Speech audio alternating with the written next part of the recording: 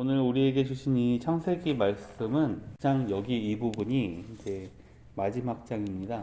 창세기가 끝나면 이제 출애굽기가 이제 시작을 합니다. 이제 출애굽기 하면은 우리가 잘 아는 그 단어가 바로 광야입니다. 이제 창세기는 이스라엘 백성이 홍해를 건너 가나안을 향해 나아가는 이 광야의 길 앞에 어떤 일이 있었는지 그 광야의 길에 들어서기 앞서 나아가는 그 앞에 부분을 담당하고 있습니다. 여러분들 성경에 대해서 조금 안다면 이제 모세오경이라고 해서 창세기부터 시작해서 신명기로 끝나는 여기 앞에 부분이 이제 모세가 쓴 것으로 알려져 있습니다.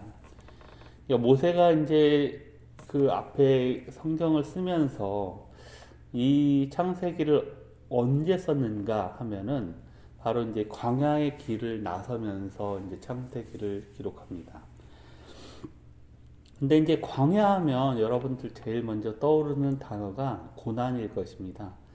뭔가 광야하면은 아무것도 먹을 것도 없고 아무것도 없는, 낮에는 뜨겁고 밤에는 추운 그러한 곳을 광야라고 하는 이 이미지가 고난인데, 또 하나의 특징은 이 광야에서는 어떤 일도 벌어질 수 있다라고 하는 것입니다. 그 광야라고 하는 것은 정말 아무것도 없는 곳이기도 하지만은 그곳에서 때 아닌 도둑들을 만날 수도 있고 또 여러 가지 자연적인 재해도 얻을 수 있는 그러한 곳입니다.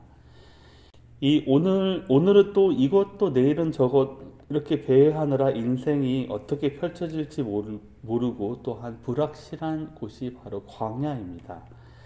그야말로 혼돈과 공허와 흑암의 여정이 아닐 수가 없습니다.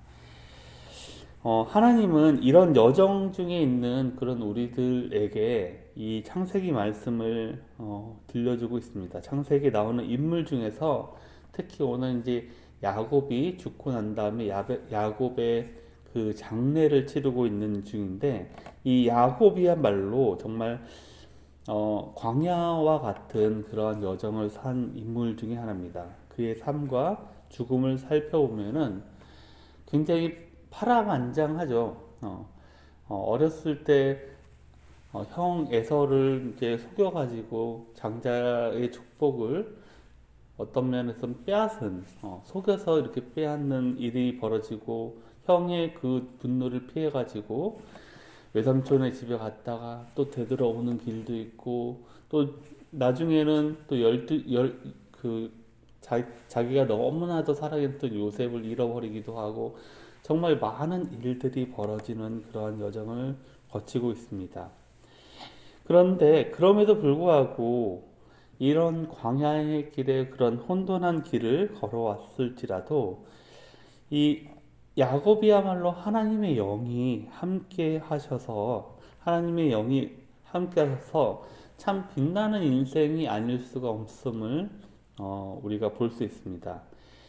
이 야곱이 생을 마감하면서 본인이 그 전절에 이 야곱이 이제 애굽 땅에 가가지고 바로를 만나면서 자신은 정말 험악한 세월을 보냈다라고 이야기를 합니다. 근데 그의 그 생을 마감하고 그 장례를 지내는 것을 보면은 야곱이 애굽의 풍습을 따라서 야곱의 시신을 향을 처리하고 요 기간만 40일이 걸렸다고 합니다. 또 애굽 사람들이 무려 70일 동안 야곱의 죽음을 애도를 합니다.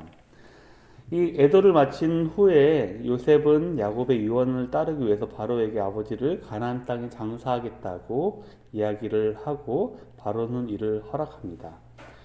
이처럼 장례를 치르기 위한 그런 여러 가지 이 과정을 보면은 이런 모습을 보면은 야곱의 험악한 세월을 보냈다고 고백하지만 그의 장례는 참 굉장히 성대하게 또 아주 크게 열린 것을 알 수가 있습니다.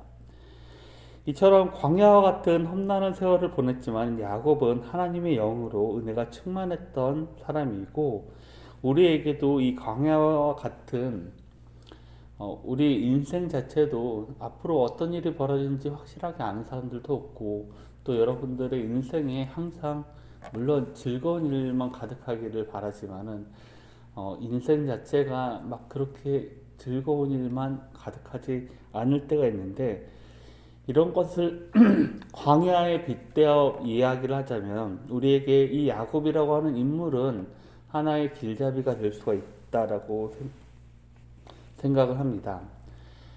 혹자 어떤 사람들은 이렇게 얘기합니다. 우리 시대가 아주 새로운 광야의 시대라고 이야기를 합니다. 많은 사람들이 그냥 하나님 없이도 이렇게 살 수 있다고 안간힘을 쓰다가 혼돈에 빠지기도 하고, 그러나 이렇게 혼돈과 공허와 흑암에 처한 인생일지라도 우리에게 하나님의 영이 임하시고 또 영적 질서가 회복되면 우리는 그런 혼란한 그런 삶을 잘 마무리할 수 있게 됩니다.